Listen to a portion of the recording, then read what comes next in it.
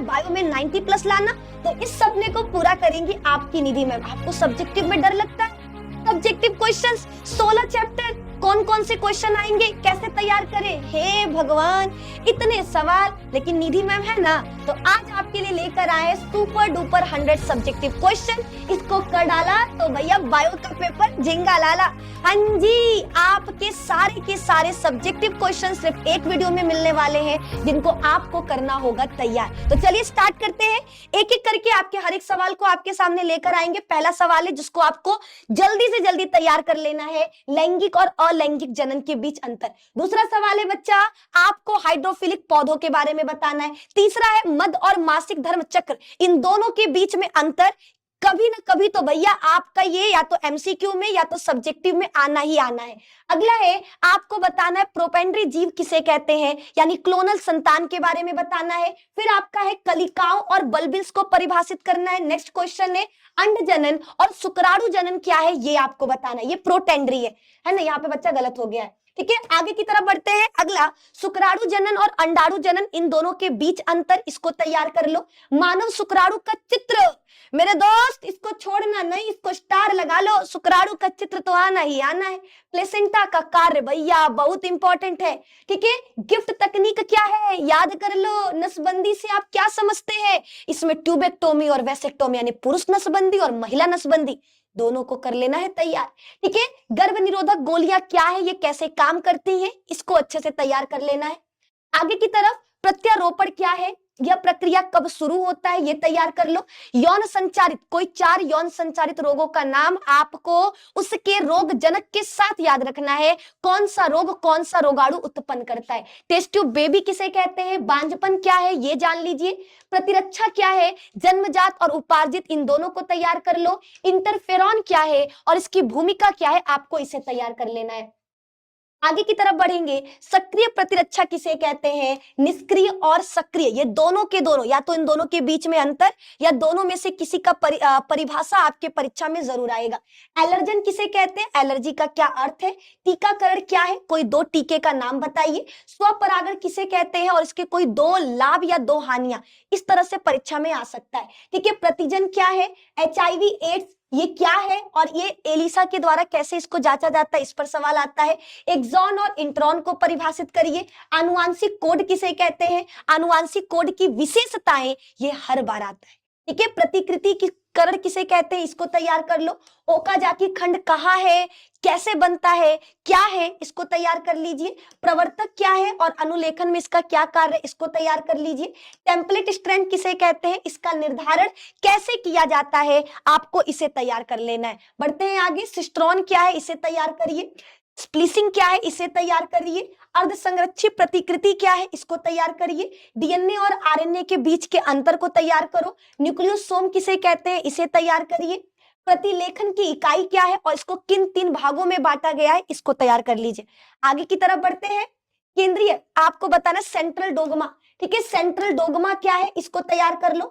ठीक है, central dogma ये बार बार आता है बच्चा, है ना, सेंट्रल डोगमा, इसको कर लेना है आपको तैयार, है ना। कोडॉन क्या है, स्टॉप कोडॉन किसे कहते हैं, स्टार्टिंग कोडॉन किसे कहते हैं, आपको ये तैयार कर लेना है। डीएनए में पॉलिंड्रोम अनुक्रम क्या है, इसे तैयार कर लीजिए। क्रोमेटिन थ्रेड किसे कहते हैं, इसे तैयार करिए। इसमें हेट्रोक्रोमेटिन या यूक्रोमेटिन, इन दोनों में से किसी पर भी सवाल आ सकता है।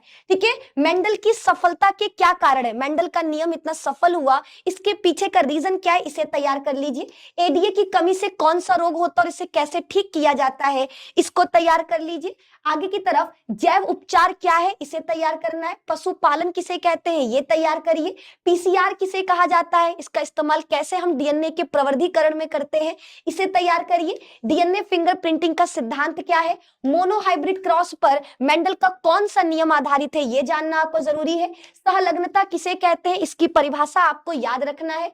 आगे आपको सप्रभाविता और अपूर्ण प्रभाविता, इन दोनों के बीच का अंतर और इन दोनों की परिभाषा, ये तैयार कर लेना है। यदि माता का रक्त समूह AB है और पिता का O है, तो बच्चे का ब्लड ग्रुप क्या होगा, इसको तैयार करिए। पृथक्करण का नियम किसे कहते हैं, एक एग्जाम्पल के द्वारा आपको इसको बताना होगा। अपूर्ण प्रभाविता किसे कहते हैं, ये आपको कर लेना है तैयार। ठीक है, अब आपके पास है बहु एलिज्म किसे कहते हैं, ये तैयार करिए। बायोरिएक्टर क्या है, इसे तैयार करिए। उसके बाद है बच्चा डाउन सिंड्रोम। ठीक है, डाउन सिंड्रोम किसे कहते हैं, ये आपको तैयार कर लेना है ना। डाउन सिंड्रोम रोग ये बहुत इंपॉर्टेंट है, इसको कर लेना है आपको तैयार। चयन योग्य मार्कर क्या है, इसे तैयार करिए। डीएनए लाइगेज एंजाइम क्या काम करता है, इसको तैयार करिए। पुनः संयोजक डीएनए किसे कहते हैं, ये तैयार कर लीजिए। रुके रहो, 100 क्वेश्चन लेकर आए, 100 कर डालो बस। 100 क्वेश्चन और बायो पूरा का पूरा कंप्लीट। ठीक है, प्रतिबंधन एंजाइम क्या है, उदाहरण के सहित समझाइए। चिपचिपे सिरे क्या है, क्यों महत्वपूर्ण है, इसके बारे में बताइए। वेक्टर क्या है, ये बताइए। प्लाज्मिड किसे कहते हैं, इसका उपयोग बताइए। क्लोनिंग वेक्टर क्या है, इसकी 2 विशेषताएं बताइए।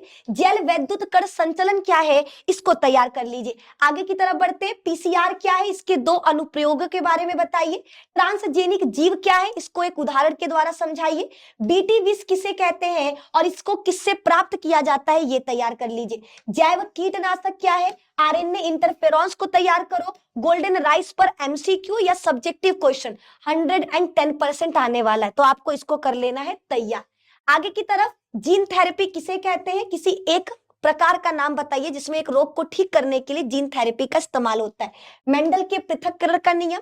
टेस्ट क्रॉस किसे कहते हैं, द्विसंकर क्रॉस क्या है, अपूर्ण प्रभाविता क्या है, सहप्रभाविता क्या है। इन दोनों को एग्जाम्पल के साथ याद रखना है, क्योंकि दोनों का परिभाषा आएगा तो एग्जाम्पल के साथ आपको बताना है। ठीक है, अगला है एबीओ रक्त समूह में आनुवांशिक आधार की व्याख्या कीजिए। प्लियोट्रोपी किसे कहते हैं, उदाहरण सहित समझाइए। शराब के स्वास्थ्य पर हानिकारक क्या प्रभाव है, इसको तैयार करिए। एंटीबॉडी क्या है, इसके 5 देखो एंटीबॉडी 5 प्रकार के होते हैं, वो पांचों का नाम याद रखना और पांचों क्या काम करते हैं, इसको तैयार कर लेना। ठीक है, सूजन क्या है, इसके 2 लक्षण बताइए। ठीक है, प्रतिरक्षा में बी लिम्फोसाइट और टी लिम्फोसाइट की क्या भूमिका है, इसको तैयार कर लो। और याद रखना बी लिम्फोसाइट कहां बनता है, टी लिम्फोसाइट कहां बनता है, बी लिम्फोसाइट कहां मैच्योर होगा, टी लिम्फोसाइट कहां मैच्योर होगा, इसको तैयार कर लेना है।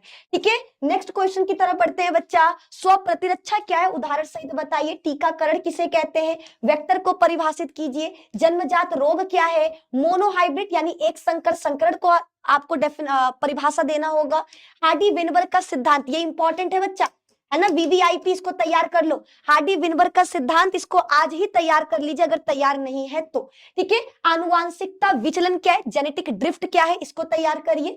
संस्थापक प्रभाव क्या है, एचआईवी रोगियों में देखे जाने वाले कोई लक्षण के बारे में बताइए। मलेरिया के लक्षण बताइए। प्लाज्मोडियम वाइवेक्स कैसे फैलता है, ये बताइए। एलर्जी प्रतिक्रियाओं में हिस्टामिन की क्या भूमिका है, ये आपको करना है। उसके बाद आ जाओ अब हमारा लास्ट पेज। ठीक है, कैंसर किसे कहते हैं, मेटास्टेसिस, ये तो बच्चा हर बार आता है कि मेटास्टेसिस क्या है। ठीक है, तो मेटास्टेसिस को तैयार कर लेना है। सौम्य और घातक ट्यूमर किसे कहते हैं, कीमोथेरेपी क्या है, नशीले दवाओं का दुरुपयोग क्या है, जीवन की रासायनिक उत्पत्ति का सिद्धांत किसने दिया, और मिलर